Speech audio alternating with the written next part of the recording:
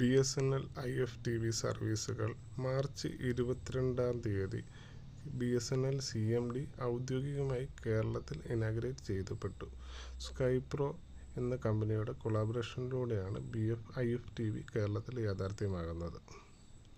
BSNL FTTH കണക്ഷനോടൊപ്പം 404 ചാനലുകളുള്ള ഒരു പായ്ക്കാണ് free ആയി വരുന്നത്. അതിൽ 24 മലയാളം ചാനലുകളും ഉൾപ്പെടും.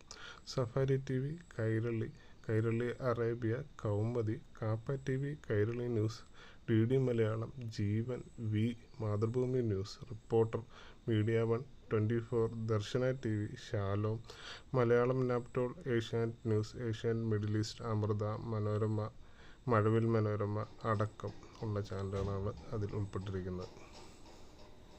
BSNL IFTV നിലവിൽ പ്രവർത്തിക്കുന്ന ഒരു വീഡിയോ നോക്കാം. സ്കൈപ്രോ എന്ന ആപ്പ് ഗൂഗിൾ പ്ലേ സ്റ്റോറിൽ നിന്ന് ഇൻസ്റ്റാൾ ചെയ്ത് രജിസ്റ്റർ ചെയ്താണ് ഇത് സ്റ്റാർട്ട് ചെയ്തേക്കുന്നത്. ഇതിൽ ഓൾറെഡി ഇപ്പോൾ മലയാളം ചാനലുകളെല്ലാം ഞാൻ ഫേവറേറ്റ് ചെയ്തിട്ടുണ്ട്.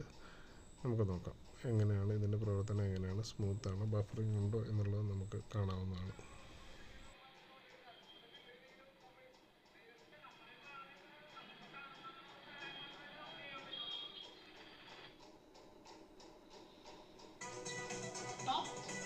നിറത്തിന്റെ പേരിൽ ചീഫ് സെക്രട്ടറി അധിക്ഷേപിച്ചതിൽ ലിംഗവിവേചനവുമായി മന്ത്രി ആർ ബിന്ദു.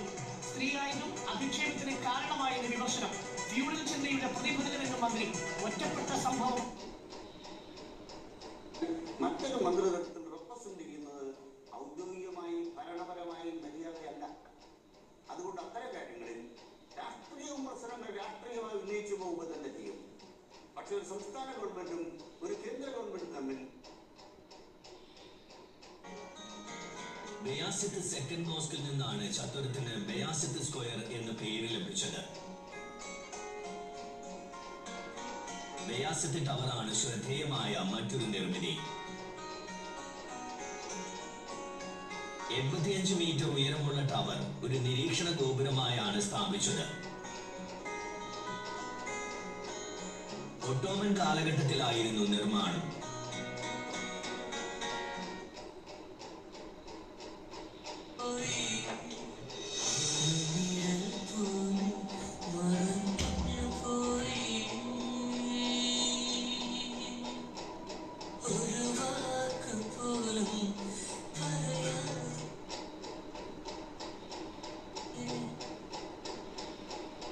സൗകര്യങ്ങൾ പോലും ഉണ്ട് എന്നാണ് പറയപ്പെടുന്നത്.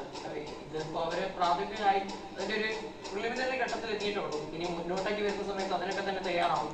ഇപ്പൊ എന്തായാലും തണ്ണിമത്തം പാടത്തും അതുപോലെ തന്നെ നെൽപ്പാടത്തൊക്കെ തന്നെ വളമിടാനും അതുപോലെ കീടനാശിനി അടിക്കാനൊക്കെ തന്നെ ഉപയോഗിക്കുന്നുണ്ട്. 1 ഏക്കർ സ്ഥലത്ത് ശരി, കേരളത്തെ സാമ്പത്തികമായി അവഗണിച്ചിട്ടില്ല എന്ന് പറയുന്നു ധനമന്ത്രി നിർമ്മല സീതാരാമൻ.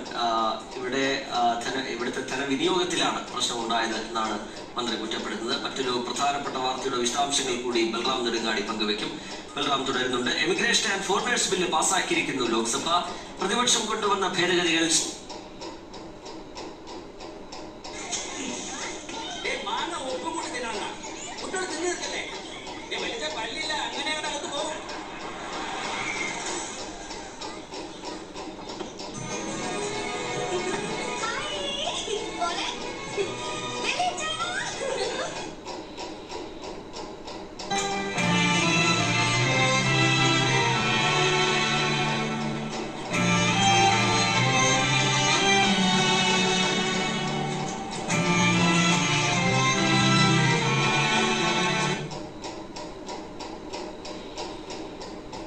എന്നാൽ ഒരു കാര്യം ഞാൻ നിങ്ങളെ ശ്രദ്ധയിൽപ്പെടുത്തട്ടെ.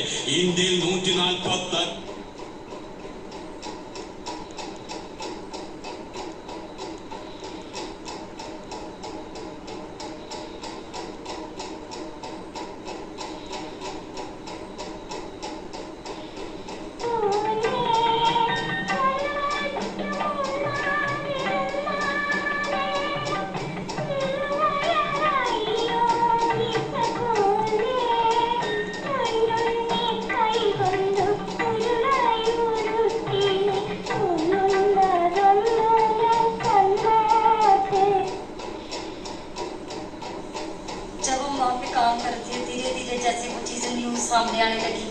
और हमने उन चीज़ों को नोटिस करना शुरू किया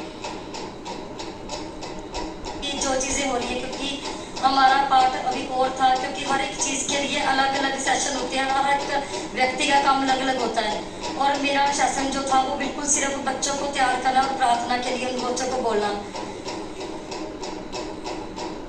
ആ സംസാരിക്കുന്ന ആളുടെ പിന്നിൽ പശ്ചാത്തലത്തിലാണ് ദൃശ്യങ്ങൾ കാണുന്നത്. അത് പ്രത്യേകിച്ച് അവർക്ക് മാത്രമായിട്ട് ആരെങ്കിലും റെക്കോർഡ് ചെയ്ത് കൊടുത്താണെന്ന് എനിക്ക് തോന്നുന്നില്ല.